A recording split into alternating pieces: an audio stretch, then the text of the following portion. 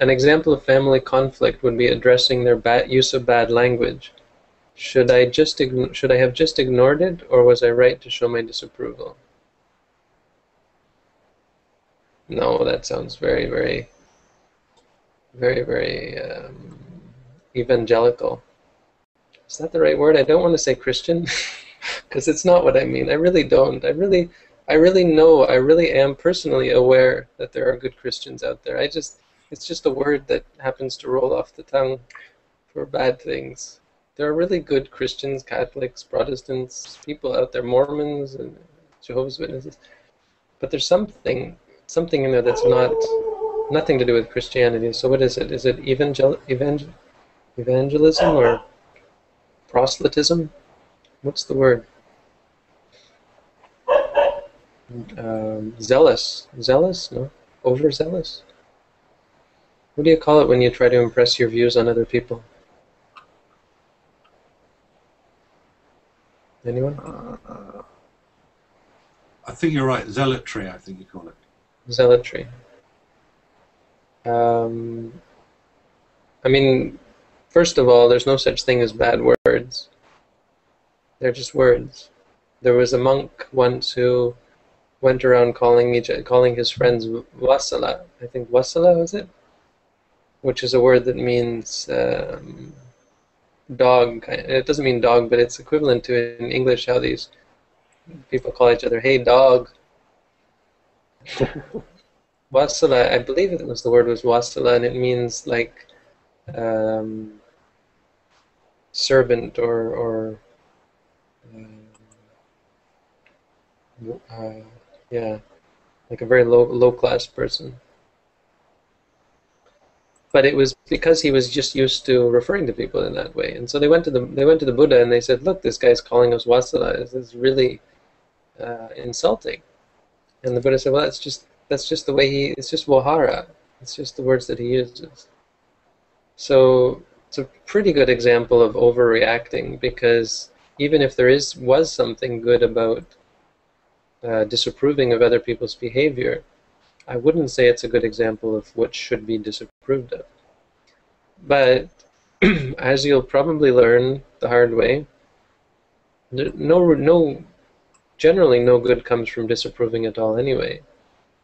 I've always felt I kind of have a duty to my parents to find some way to alert them to their deleterious behavior for their benefit, right?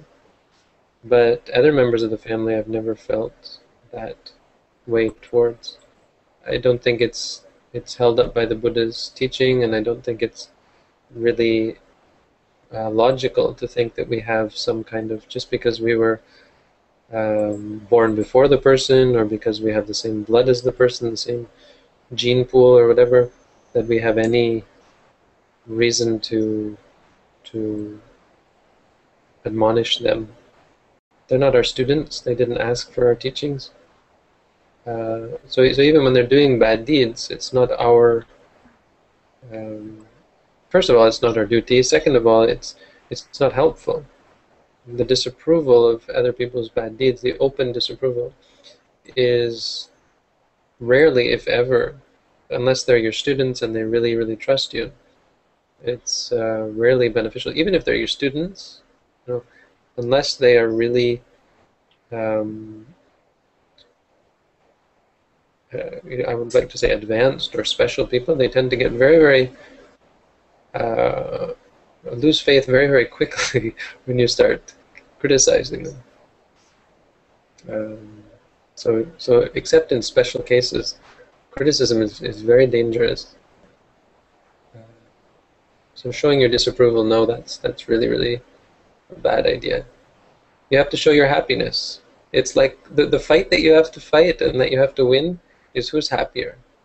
Them who are engaged in all of their pursuit of sensuality, or you who have given it up.